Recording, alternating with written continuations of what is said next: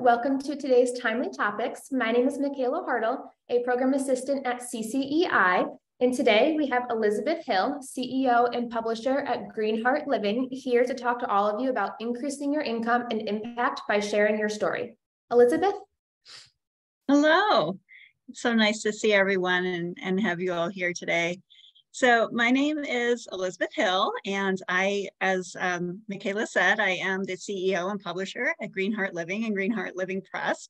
And our mission is to make the world a more loving and peaceful place, one story and one book at a time.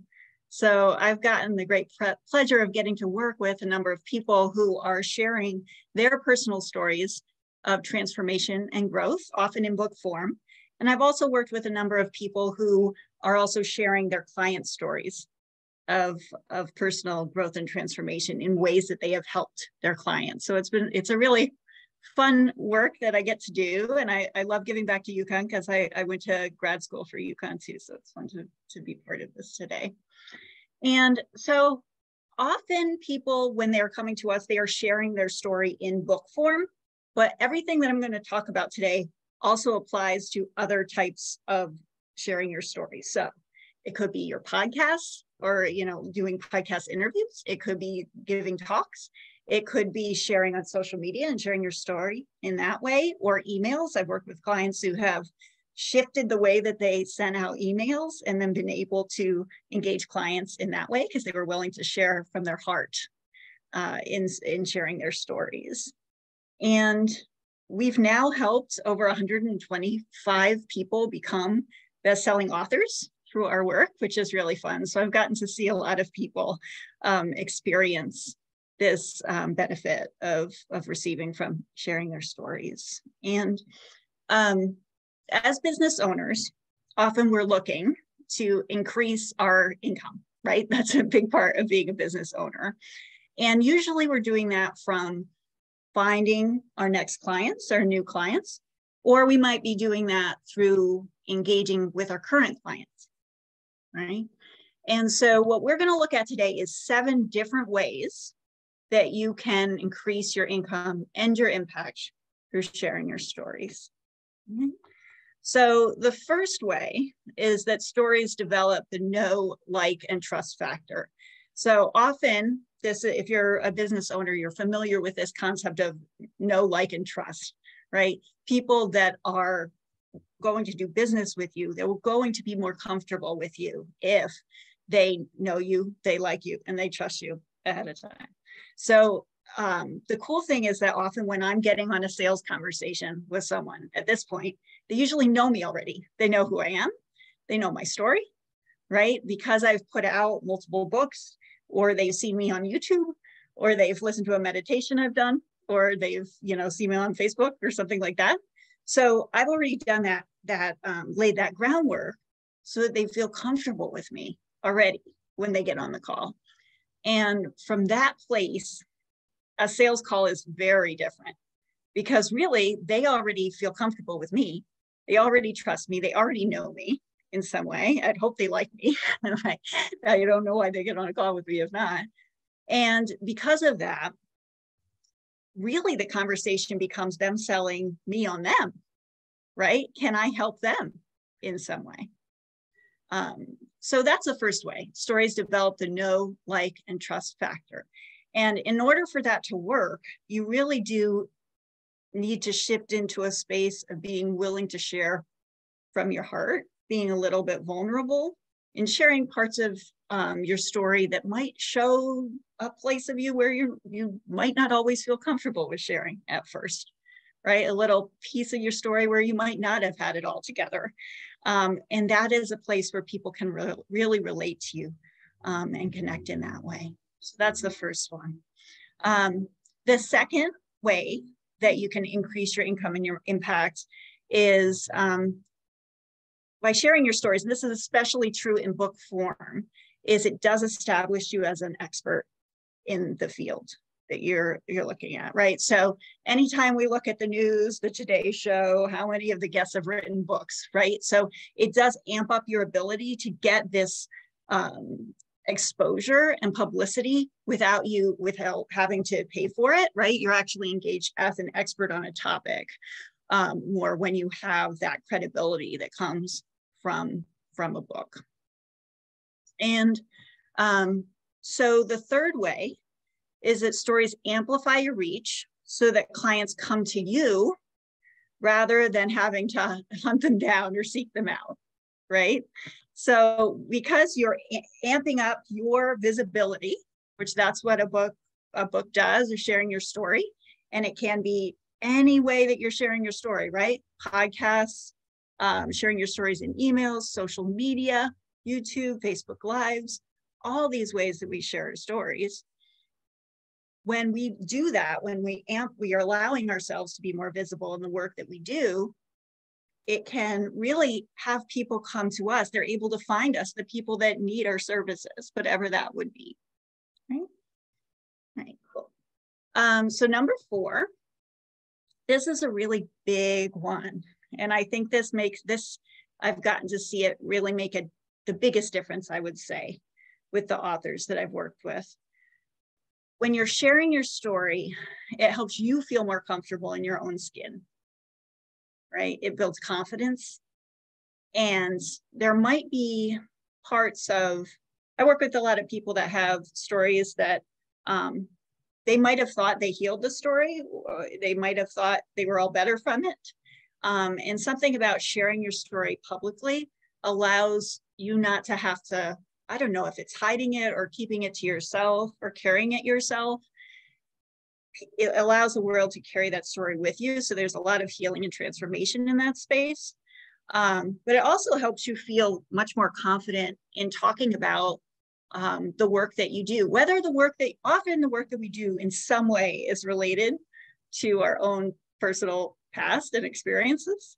It might not be a clearly obvious connection, but sometimes it's connected in some way. And if we can get more comfortable in sharing that story, then it can change the way that we talk about the work we do as well. So number 5, your story can be easily used in different ways. So now we're shifting into how you're actually increasing income from specific means or pathways in this, okay? So your story can be used in different ways and different offerings that bring in income. So when you publish a book, that's obviously an income stream. You get money, royalties, or directly from sales to readers. There's many other ways that you can make money through publishing your book or telling your stories. So this can connect with online courses. So like, for instance, let's see. So I have, this is one book that is Reclaiming Your Self-Worth. And it's by Suzanne McCall. And it's 5-step method to releasing limiting beliefs and feeling worthy. So she is a therapist. And what she did in this book is she took a lot of the concepts that she works with her clients on and built that into a book where she lays that out. She also shares her own story in ways that she's helped other people in the book as well. And she tied that to an online course. So not only are people might get the book and then be, oh, I want to work more with Suzanne, but I might not be ready to hire her directly, but I could take this course and move through that. So it's an increase in income from that. Or they might find the course somehow first and get the book after. So it's a bit of an upsell to the client in that way. And then as they become more comfortable with her, they might hire her one-on-one or to work in one of her group programs, which are of course a little higher ticket offer. So online courses, book studies. I have a client who has a book that's called Intropreneur. So it's specifically for entrepreneurs that feel like they're introverted, and I can relate because I am that. And she's done a really cool, her name is Jen Jones, and she's done a really neat thing where when she released the book, she also did a book study. So there were 4 calls that were related to that. And it was like 4 weeks in a row where the people would get on the call and talk about the different concepts in the book. And so that was a really neat additional offer to tie in. And it's funny because I did the course, even though I knew everything about this book. I had edited this book. I had worked on this multiple times, but I wanted to connect with other people that also were in that space. So it's interesting where people will come in and hire you, and where that will come from. Other ideas are, and this is similar, workshops, coaching groups, different classes. So there's different ways to build off of that. Let's see. So number 6, your story can easily be integrated into sales funnels that lead to bigger ticket or premium or VIP offers. So many of us in business have seen this kind of a 3-tier process of, you have one offer that's either free or very low ticket, then you have a mid-tier offer, and then you have a higher ticket or a VIP offer. So a book is an amazing low ticket offer, right? So they might not jump in, your next client might not jump in to pay $1,000 for your services or plus that, but they might spend $18 on your book, right? And they might get comfortable with you in that way. We've also had clients who so we've done, I think it's 13 collaborative books where people share part of their story. So one example of that is Be the Beacon. So this is Ladies Power Lunch that's led by Dr. Davia Shepherd. They're based out of Bristol, Connecticut, but have grown into having an international reach because we had to switch from in-person meetings that used to happen in Farmington.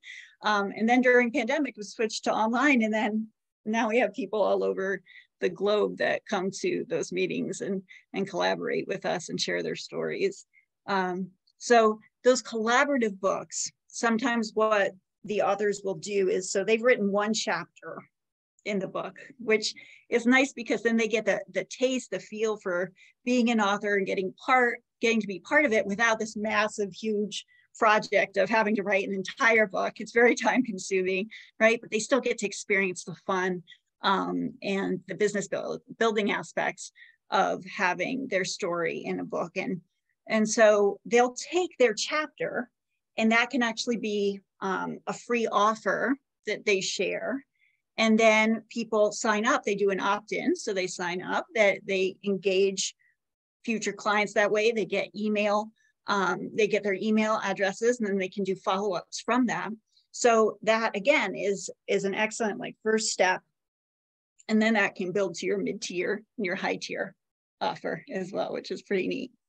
And then the 7th way that I have is that books give you marketing content for social media. It's basically forever. You could have all the marketing content you'd ever want if you did a book. And you can take a quote from your book, right? Often we're sharing quotes that are from somebody else. You'll see a lot of that. But what if you're the expert and you're sharing a quote that's from your book, right? With your picture or a picture of the book. If you can use different parts of the book that you wrote or your story to write an article for an online paper, right? Or a local paper, right? So there's different ways that you can multi-purpose the content that you have there. So those are the 7 ways that I've gotten to see people using their stories to increase their income and their impacts.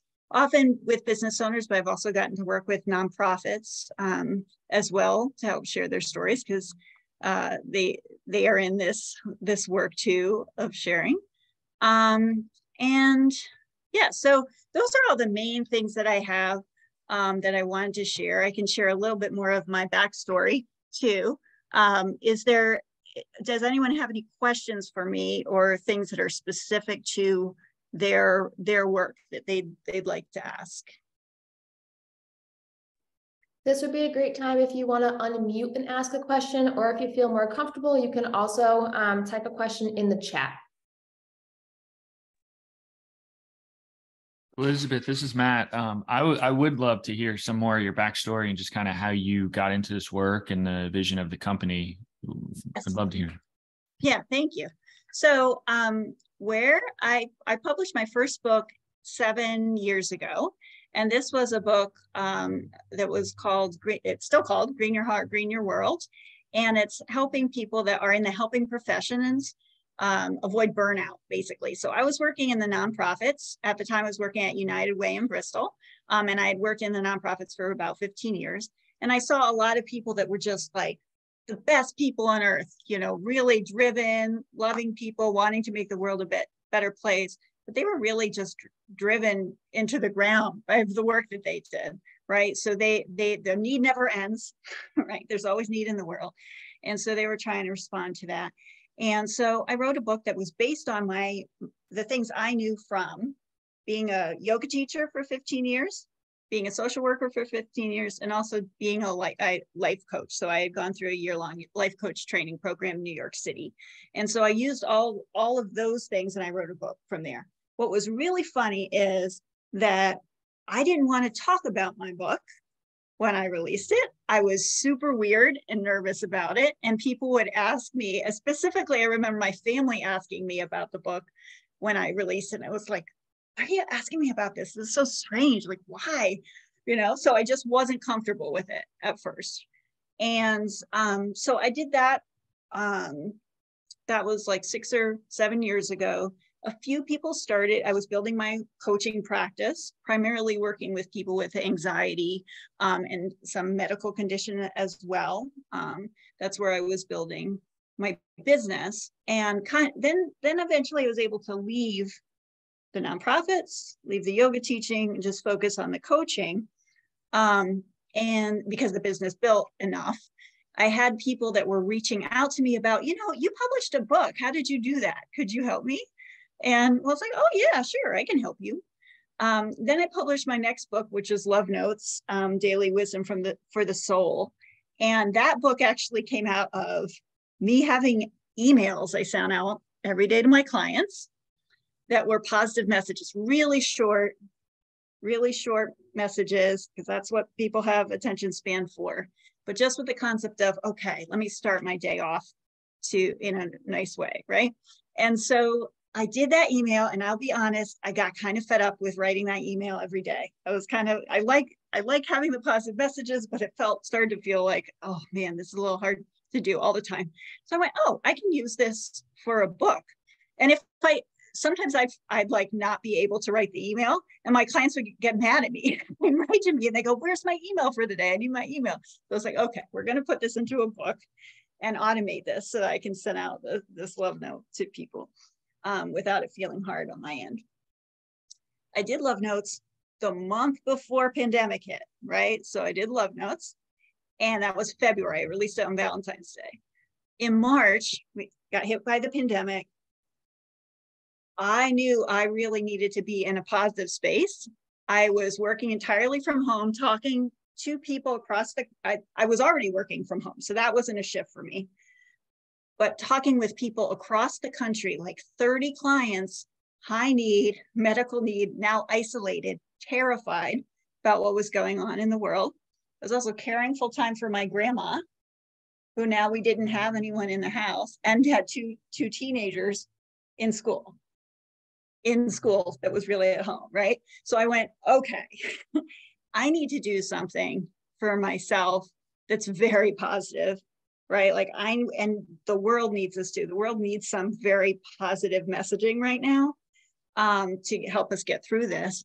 And so I threw on Facebook, I said, you know, what if all of this is happening, not to us, but for us? Maybe there's some wisdom in all of this that we could learn from. And how are we going to get through? How can we be part of positive talk, focusing on positive things, and get through this together? And I got 25 people within a week that wanted to help me write this book.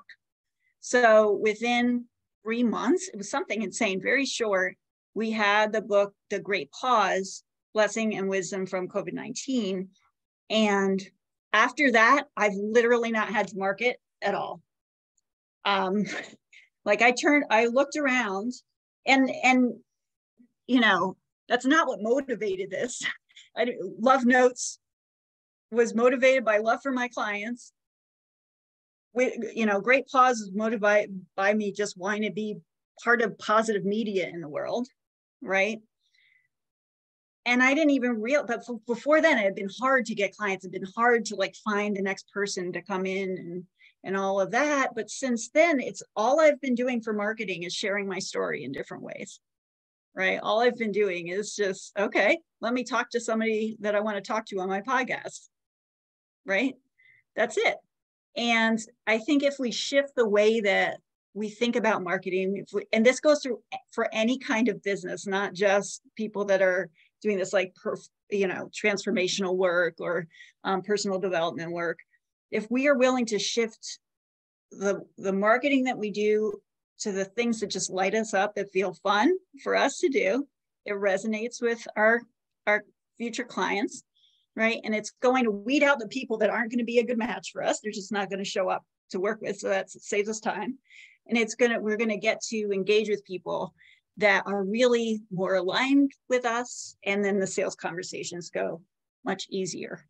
And it, my master's is in social work, right? I would not have thought I'd be a publisher. But since this, I have shifted entirely to being a full-time publisher. This is the focus of my work. I'm working with like 20 different people now on the books that are coming out in the year ahead.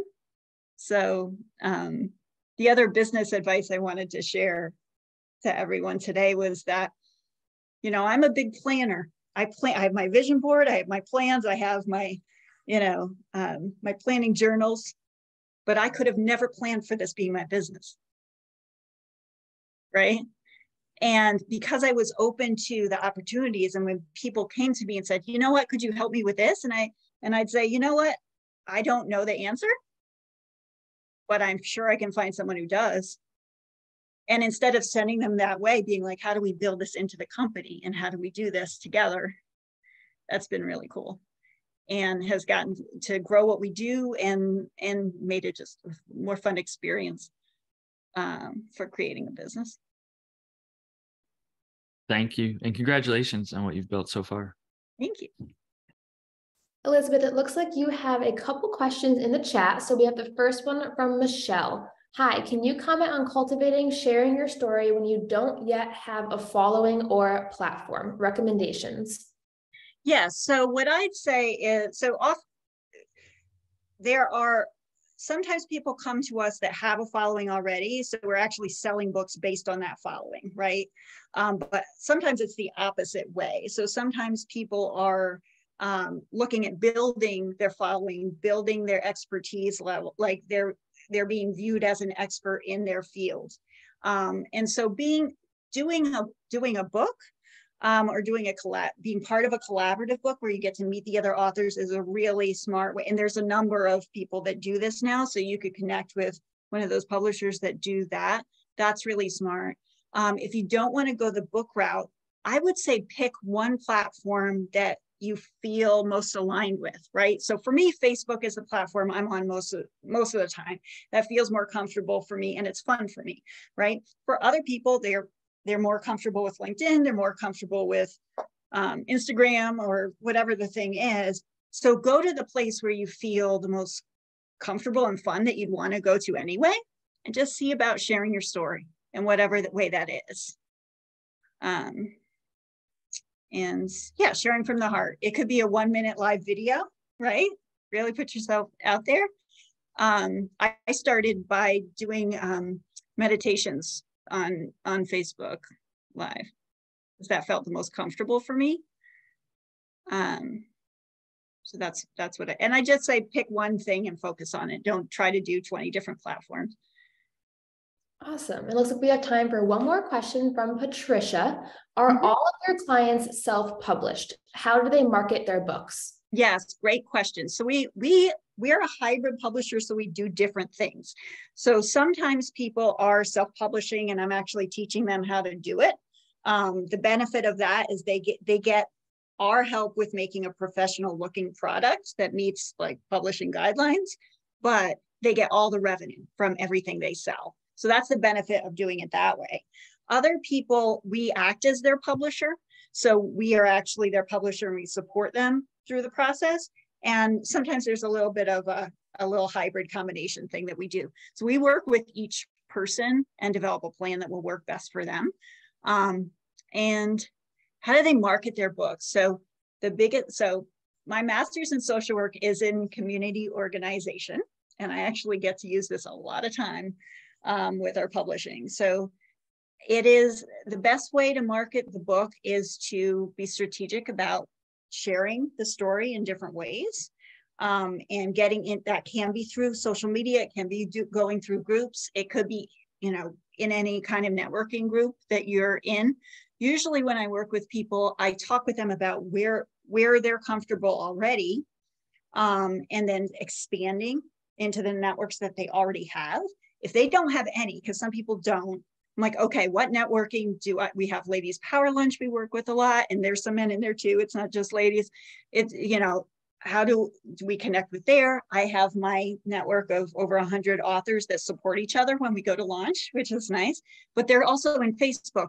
In Facebook land, there's a lot of groups that you can join that will help you in marketing and sharing the books. We do generally focus on Amazon because most books are selling on Amazon these days. It's something like 80% of all book sales are on Amazon. There are other platforms you can use to get into other ones, but we go with Amazon first because that's where most books are sold.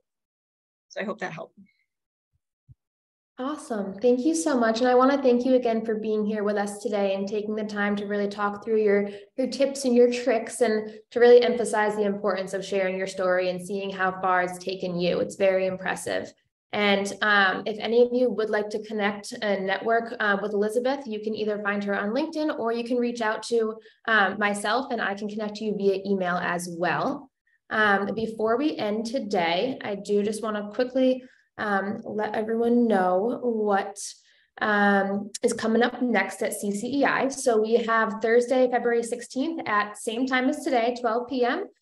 Matt Riley will be joining us to talk about navigating career transitions, and you can RSVP at the same link that you RSVP'd today, and you will also be receiving a email a few days prior to this event, just to remind you. So thank you everyone for joining us, and we look forward to seeing you next time.